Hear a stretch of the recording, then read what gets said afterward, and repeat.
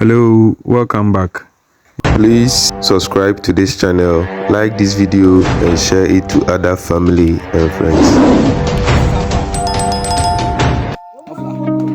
In our previous video on cocoa episode 2, we talked about harvesting and how it affects the yield of your cocoa in previous season. So if you haven't watched that video, kindly go back and watch that video. Factors to consider before pod breaking. Number 1 is the ripeness of the pod. Harvesting pods at the optimal ripeness is very crucial, as overripe pods can be more prone to breakages and damage to the beans, while underripe pods may not yield the best quality cocoa products, example chocolate. Number 2, you have to consider the cocoa bean variety, because different bean varieties can have varying pod characteristics, affecting how easily they break and the required force needed. Some have thicker pods than the others. The third factor to consider is the post-harvest storage. Delaying the cocoa pod breaking process after harvest can negatively impact the pod's integrity, leading to increased bean breakages. The fourth factor we have to consider is the pod breaking method to be employed. Either you go manual or you use machines. The first one is the manual method. In this method, it involves the using of a knife or a cutlass, which can be labor intensive, inconsistent, and cause damage to the beans.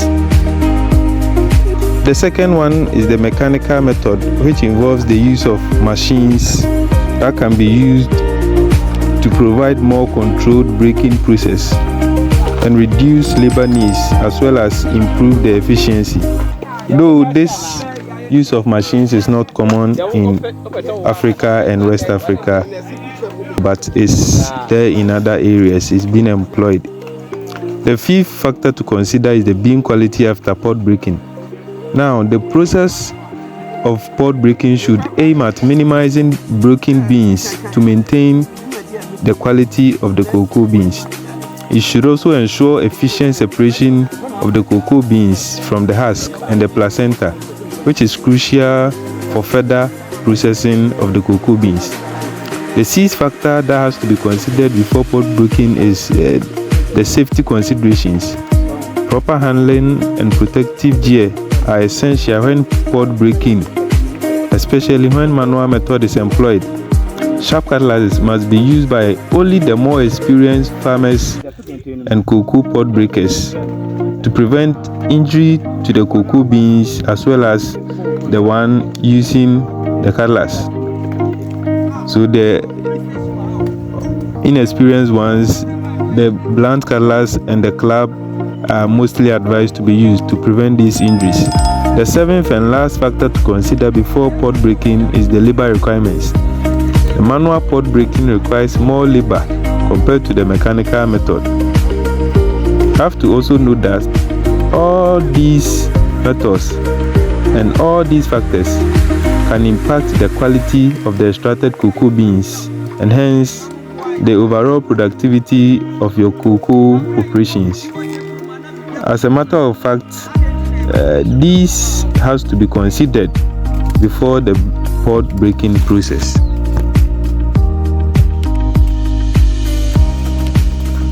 After the cocoa has been harvested, they are brought to the central breaking point for pod breaking operations to begin. The pod breaking has to be done within 2 to 3 days after harvest.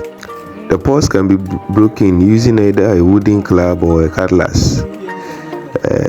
The more experienced farmers use these cutlasses, because if care is not taken, using sharp cutlasses can cause damage to cocoa beans. So the amateurs will use a wooden club in breaking it. As you gain experience, a cutlass will have to be used. However, the wooden clubs are recommended as cutlasses may injure the beans, like I said earlier. The beans are scooped out of the broken pod by hand or by the use of the cutlass, while the husk and the placenta are being discarded. To prevent these cocoa beans from germinating inside the pods, so that the cocoa will be as quality as possible, germinated black pod and diseased spores or pieces of husk and placenta fragments must be removed from the scooped beans. So all these foreign materials has to be removed from the cocoa beans intended to be fermented. The beans are embedded in a sweet white mucilaginous pulp, which serves as a substrate for fermentation. So this is a substrate or a precursor for the fermentation process. Meanwhile, broad plantain and banana leaves are spread on the floor, prepared in a form of a mat, ready to receive the broken beans. So after these beans are scooped inside the individual baskets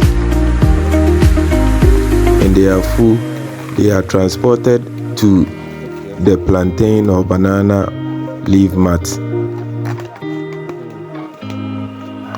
These short cutlasses for pod breaking are cutlasses that has been used for a long time, and they are mostly called akoto in Ghana.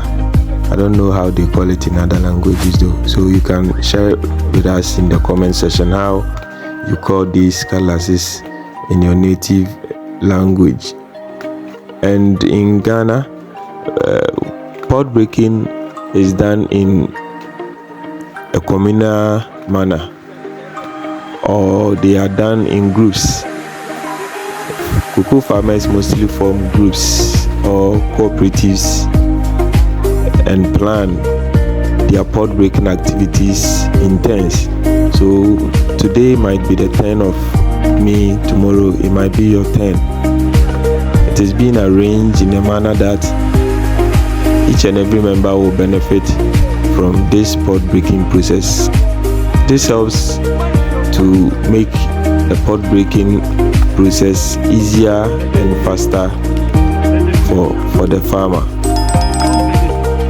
Women are not left out from the pod breaking process. Whilst some help the farmer's wife in preparing food for the group, the others will also help in transporting the beans to the mat. The fermentation begins the same day as the pod breaking operation is being undertaken.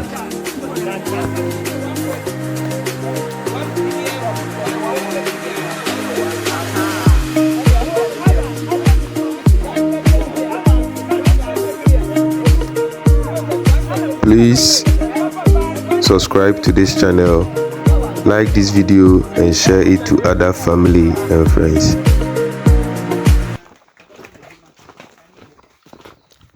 So this is where the fermentation is going to take place.